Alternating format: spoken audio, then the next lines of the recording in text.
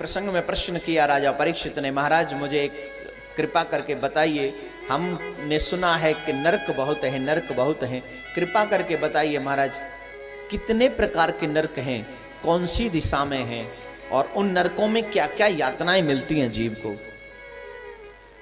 परम श्रद्धेय सुखदेव जी महाराज कहते हैं, राजन पृथ्वी के दक्षिण दिशा में, जिस दिशा में पितृगण रहते हैं, पृथ्वी से थोड़ा नीचे और जल स्तर से थोड़ा ऊपर, वहां पर भगवान यमराज रहते हैं,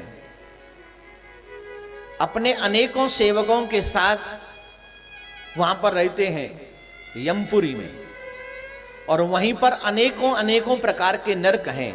मैं तुम्हें बताता हूं उन नरकों में कौन कौन से कर्म करने वाले को कौन कौन सी सजा मिलती है, उन नरकों में क्या क्या कष्ट है, जो कर्म करता है उसको क्या क्या फल मिलता है। जो पुरुष दूसरों की संतान, स्त्री, धन इत्यादि का हरण करता है, उसे यमदूत तामिस्र नाम के नरक में गिरा देते हैं।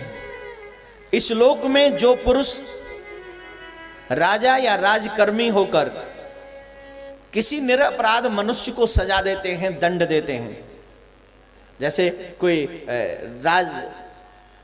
राज का कोई बड़ा कर्मचारी है, राजा है, और निरपराध को अधिकांश देखने को मिलता है कि हम लोग निरपराध को सजा दिलवा देते हैं, अपराधी को पैसे के बल पर छुड़वा देते हैं।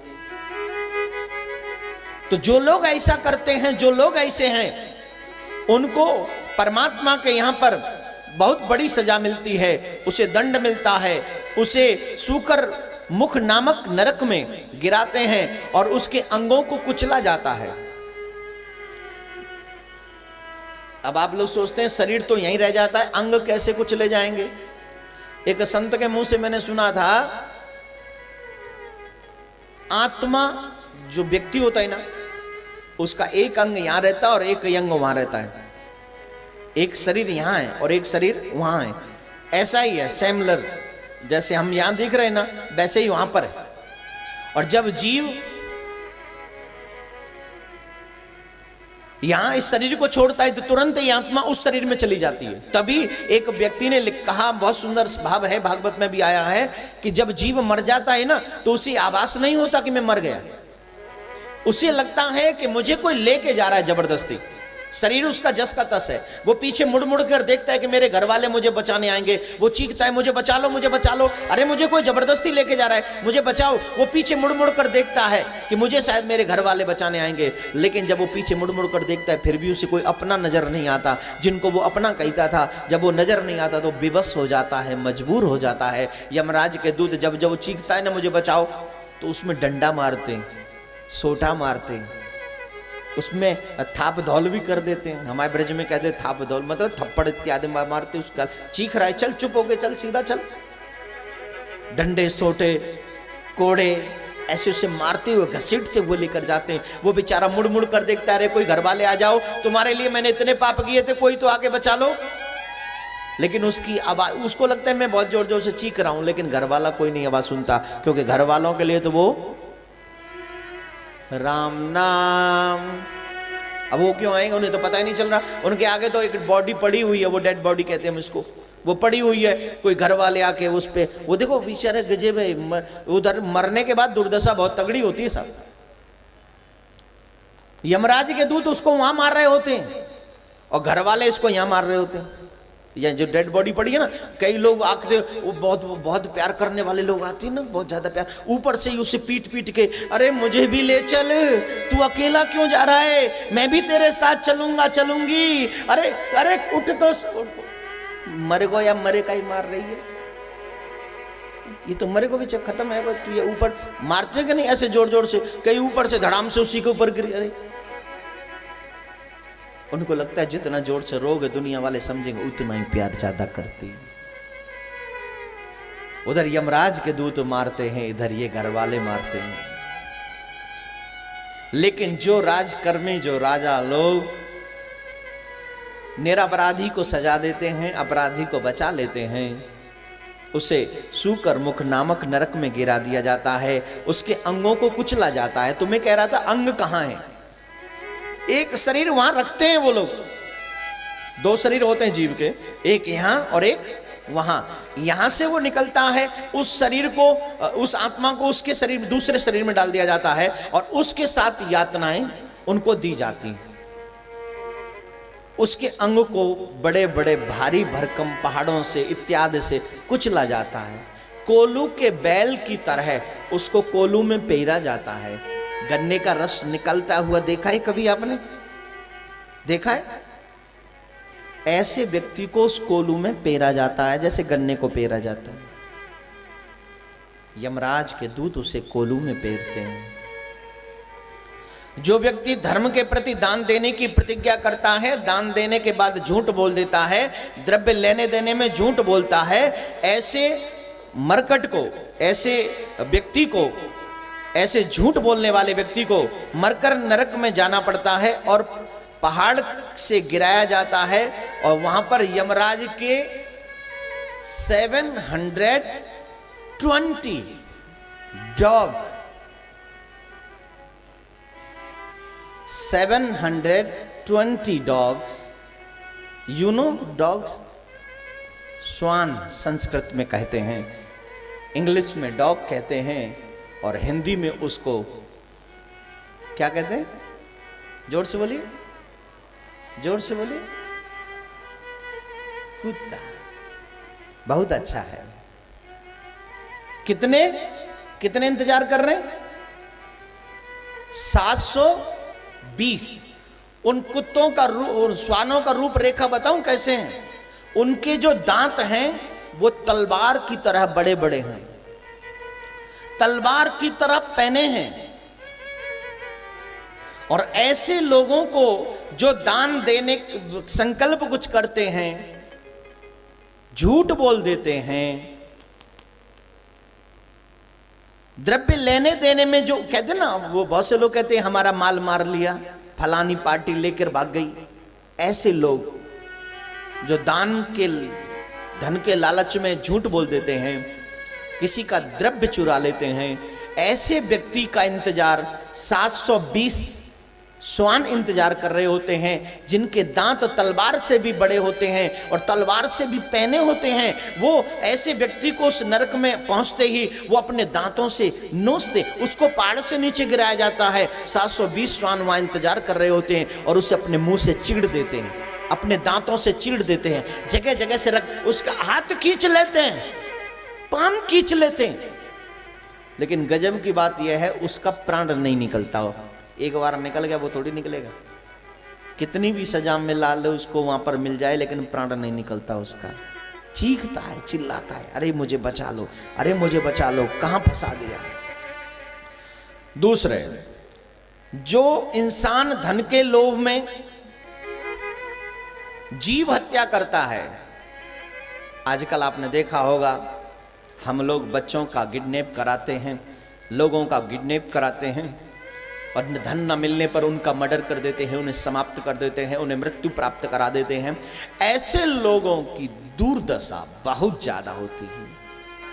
यहां का कानून तो बड़ा सरल है, आप पैसे ले दे के छूट जाएंगे, लेकिन मेरे भाई बहन वहां का कानून में कोई भी रिश्वत नहीं चलता है। वहां के कानून में तो सीधे स्ट्रेट फॉरवर्ड सजा मिलती है।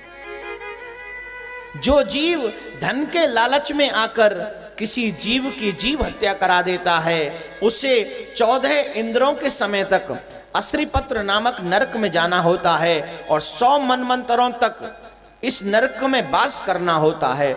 वह पापी तलवार की धार से टुकड़े टुकड़े उसके होते हैं और उसको भोजन नहीं मिलता। यमदूत जब प्रताड़ित करते हैं तब वो चिल्लाता है और 100 जन्मों तक चांडाल बनता है तथा सूकर बनता है, 100 जन्मों तक कुत्ता बनता है।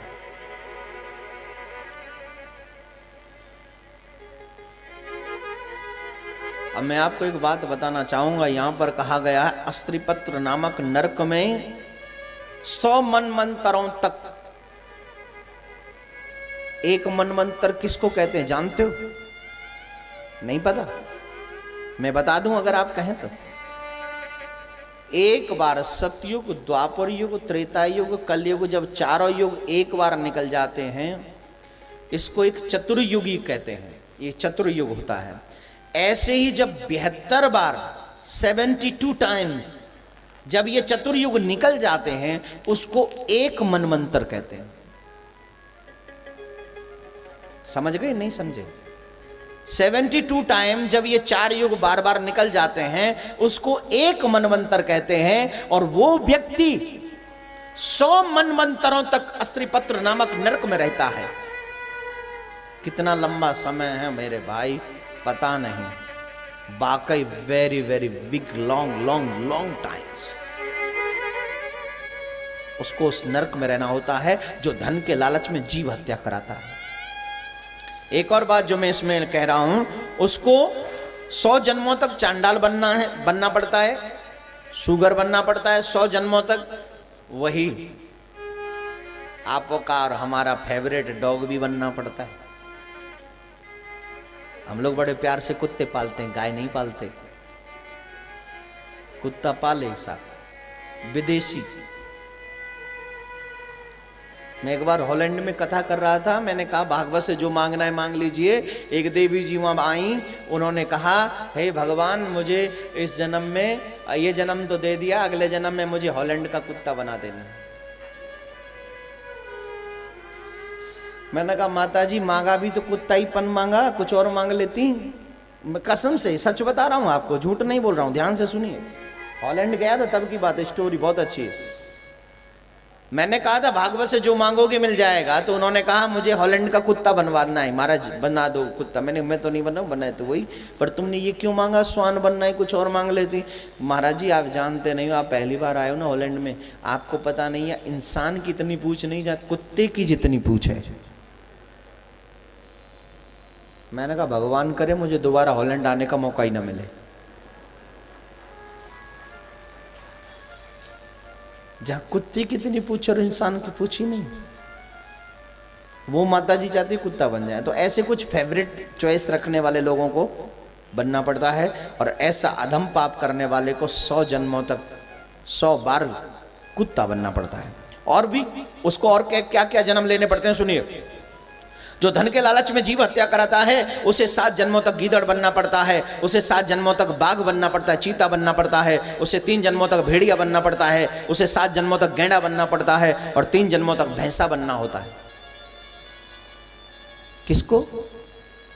जो धन के लालच में दूसरे की हत्या कराता है, जीव हत्या कराता है। सोचिए अगर कुत्ते बन गए। मैंने उन माता जी से कहा था, माता जी अगर गलती से भी भगवान ने आपको कुत्ता बना दिया, और बाई मिस्टेक अगर ऐसा कर दिया कि आपको हॉलैंड का न बनाकर इंडिया का बना दिया, तो भाई चलो हॉलैंड में कुत्ते की पूछ है और इंडिया में, फिर क्या होगा? हाँ अच्छा होगा कि बुरा, जरा बताइए। इतने डंडे पड़ते हैं एक रोटी का टुकड़ा खाने के पीछे, अच्छा नहीं। उसको 100 जन्मों तक कुत्ता बनना पड़ेगा, 7 जन्मों तक गीदड़ बनना पड़ेगा। गीदड़ क्या क्या है उसकी? 7 जन्मों तक बाघ चीता बनना पड़ेगा, जो सिर्फ मांसाहार ही करेगा। 3 जन्मों तक भेड़िया बनना पड़ेगा, 7 जन्मों तक गैंडा बनना पड़ेगा, भैंसा बनना पड़ेगा। भैंसा को देखा है अपने, वो जो गाड़ी में सामान ढोने वाला काम करता है। आज हम लोग गाड़ी चलाते हैं, लेकिन जब भैंसा बनना पड़ेगा लोग हमें डंडे मारेंगे, मार पीट पीट के हमको आगे चलाएंगे। हम चलने लायक नहीं होंगे तो भी मारा जाएगा, पीटा जाएगा, चलो आगे चलो। इसलिए जो धन के लालच में दूसरे लोगों को प्रताड़ित करते हैं, उनको मृत्यु दे देते हैं, ऐसे लोगों को ये जन्मों का या ऐसा दंड उनको मिलता है। पराई स्त्री के साथ संभोग करते हैं। जो मानव पराई स्त्री के साथ में सहवास करता है, उसको वृषलीपति नामक नरक में जाना होता है, और वह चांडाल से भी अधम होता है। और ऐसे व्यक्ति को जो दिया हुआ पिंडदान है वो भिष्टे के समान लगता है, तर्पण मूत्र के समान लगता है, और उसको सैकड़ों ब्रह्म हत्याएं लगती हैं, और यमराज के यहाँ आने पर उसके अनेकों कष्ट प्राप्त होते हैं। जो इंसान चोरी करता है, जो इंसान चोरी करता है, किसी के घर में जाकर पशुओं की चोरी कर लाता है, धन चुरा लाता है, उसको 7 जन्मों तक व्याध पीड़ित शरीर प्राप्त होता है।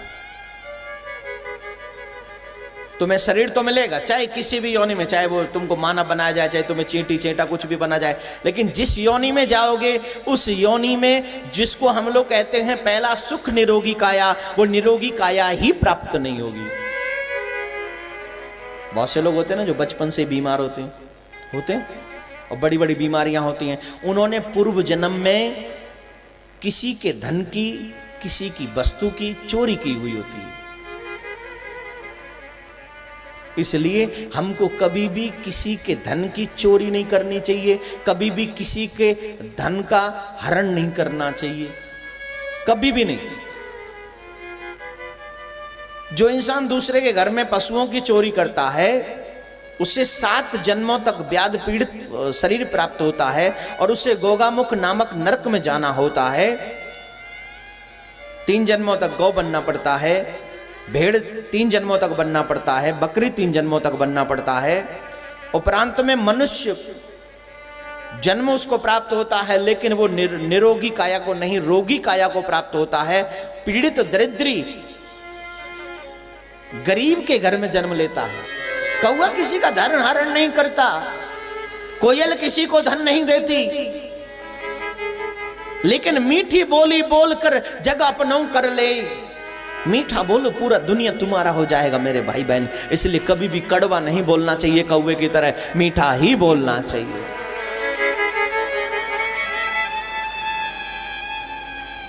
क्या बात है, कौवे के नाम पर तो ताली बजा रहे। बनना है क्या? 7 जन्मों तक बनना पड़ेगा कौवा। और वैसे भी जो भगवान का भजन न करे, भगवान की भक्ति न करे, वो कौवे से कम नहीं है, चाहे वो इंसान ही क्यों ना हो। अरे वो कौवे अच्छे हैं, काग भुसुंड गरुण के ही की।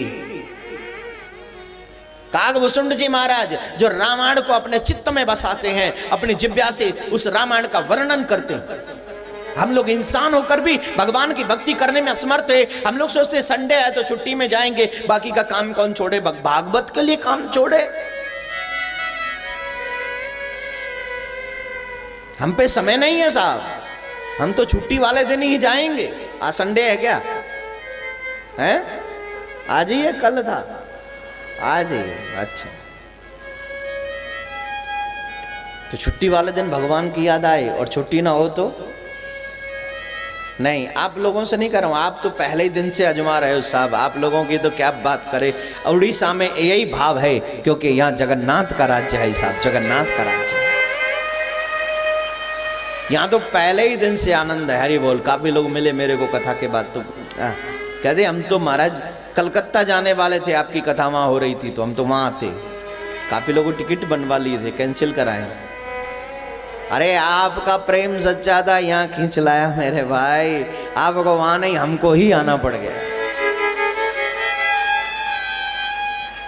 मुझे लगता है यहाँ के लोगों में छुट्टी बुट्टी का कोई असर नहीं होता। और जो छुट्टी का असर मानते हैं उनसे एक निवेदन करूंगा, सिर्फ 3 घंटे अपने दिन में से सुबह 9 बजे से लेके 2:30 बजे तक कमाओ, और शाम को 7 बजे के बाद चाहे 9-10 बजे तक फिर कमाओ। लेकिन 3-4 घंटे दिन में से बचे हुए 4 दिन ही बचे ना, तो बचे हुए 4 दिन मेरे ठाकुर जी को दे दो। और उन 3-4 घंटे की भरपाई मेरा ठाकुर कैसे करेगा तू सोच नहीं सकता। तुझसे ज्यादा अच्छी कमाई करेगा मेरा ठाकुर। छुट्टी भगवान के साथ भागवत हो तो जीवन भागवत में बना लेना चाहिए। इन नरकों का वर्णन जो मैंने किया है, जो लोग अपने माता पिता को दुख देते हैं, जो लोग अपने माता पिता को दुख देते हैं, माँ बाप की सेवा नहीं करते, वहाँ पर एक बहुत एक, जैसे हमारे यहाँ पृथ्वी है ना, वहाँ पर पृथ्वी है, वो भी तांबे की। किसकी? तांबे की। और तांबे की पृथ्वी पर नंगे पांव, नंगे बदन व्यक्ति को दौड़ाया जाता है। नीचे से गर्म है, वो अग्नि चल रही है, उसके नीचे अग्नि जल रही है और वो गर्म है, वो दौड़ रहा है, नंगे बदन दौड़ रहा है। और जब वो चीखता है, चिल्लाता है बचाओ, वो गिर जाता है। और जब वो गिर जाता है तो उसका सारा बदन जल जाता है। पहले पांव जल रहे होते हैं, गिरने के बाद सारा बदन जलता है, लेकिन सारा बदन जलता है इसके बावजूद भी वो प्राण नहीं निकलते, मरता नहीं, चलता रहता है, अनेकों वेदनाएं सहता रहता है। जो जीव मंदिर इत्यादि में जाकर चोरी करता है, ब्राह्मणों का हक खाता है, दान में भी, जो मैंने अभी का पहले कहा था ना, झूठ बोलता है। अब काफी ऐसे प्रेमी तो मुझे भी मिले, बेचारे ब्राह्मणों को बुलाते, ब्राह्मणों की दक्षिणा रख लेते हैं। एक दो लोग थे तो ठीक है, भगवान उनका भला करे। कई यज्ञों में जो लोग जाते बताते आकर, ब्राह्मण महाराज हमको यहाँ से ऐसा कहकर ले गए, वहाँ हमारा कुछ हमें दान ही नहीं दिया। अरे किस नरक में जगह मिलेगी, मेरा ठाकुर तुम्हें कभी माफ नहीं करेगा। ब्राह्मण का दान दक्षिणा खा लेते हो। खैर हमारे श्रोता बहुत अच्छे, हमारे प्रेमी बहुत अच्छे, हमारे साथ कभी ऐसा नहीं करते।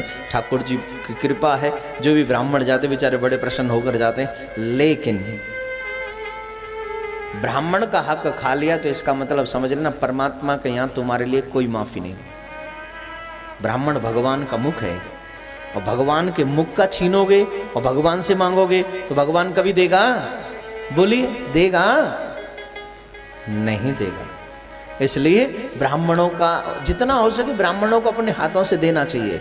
और जब आप ब्राह्मणों को अपने हाथों से देते हो तो मेरा परमात्मा अपने सहस्त्रों हाथों से तुम्हें देता है, हमेशा देता ही रहता है।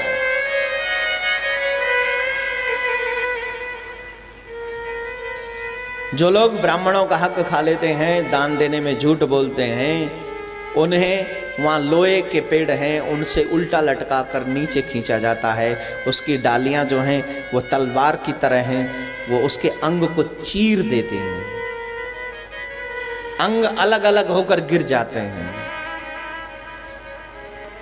फिर भी प्राण नहीं निकलते, चीखता है।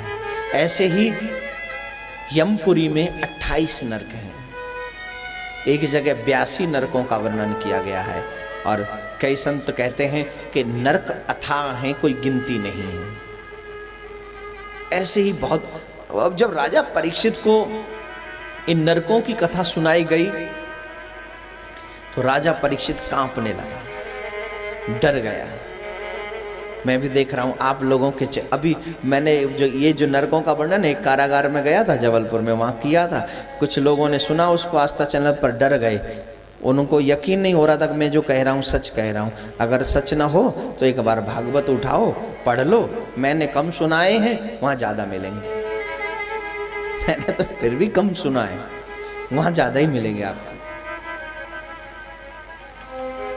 वो डर गए कि क्या करना चाहिए। तो राजा परीक्षित भी डर गए, महाराज इतने नरक हैं तो इसका मतलब जीव की मुक्ति तो हो ही नहीं सकती। जीव तो नरक में जावे ही जावे महाराज, उसे तो यातना मिले ही मिले। तब मेरे सुखदेव महामुनि कहते हैं, अरे राजा, नरकों से डरना अच्छी बात है, लेकिन एक बात बताऊं, जब हमारे कर्म, सबको पता है हमने क्या कर्म किए हैं, पापो हम पाप कर्मा हम पापात्मा पाप संभवः, हम पापी हैं, हम पाप करते हैं, हमने पाप किए हैं, और आगे भी संभव है कि हम पाप करते रहें। लेकिन उन पापों से निवृत्ति कैसे होगी? नरक में न जाना पड़े उसका कोई रास्ता? बोले नरक में न जाना पड़े उसका एक ही रास्ता है, कलयुग में कलौ केवल कीर्तना। अगर नरक में नहीं जाना चाहते तो कलयुग में भगवत नाम जितना जपो, भगवत कथा जितनी सुनो, तो ये भगवत कथा, भगवत ज्ञान, भगवत कीर्तन आपको नरक में जाने से बचा लेगा। इसलिए जो लोग नरकों का नाम सुनकर डरे हैं, उनको अधिकांश से ज्यादा धर्म पुण्य और ज्यादा से ज्यादा नाम जपना चाहिए, ज्यादा से ज्यादा भगवान की कथा सुननी चाहिए। डरना नहीं है, सतर्क होना है, समझना है। हमको चाहिए कि हम लोग भगवान की कथा अधिक से अधिक सुने। हमको चाहिए कि हम भगवान की कथा के साथ साथ कीर्तन किया करें, नाम जप किया करें। और जो लोग कलयुग में भगवान का नाम जपते हैं, उनका बेड़ा पार हो जाता है, उनका कल्याण हो जाता है। तो कौन कौन चाहता है हमारा कल्याण हो जाए, हमें नरकों में न जाना पड़े? कौन कौन चाहता है नरक में नहीं जाना? जो जो हाथ उठा रहे भगवान सबको बचा लेना नरक में जाने से, और जो जो नहीं उठा रहे उनके बारे में तू ही डिसाइड करना क्या करना है।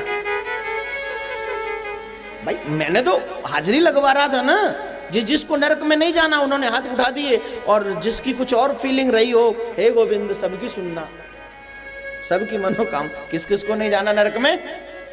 हाथ उठाओ। राधे राधे।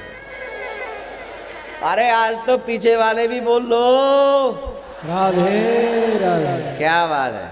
कौन कहेगा कि हम वृंदावन में नहीं बैठे? ये देखिए चारों तरफ राधे राधे राधे राधे राधे राधे।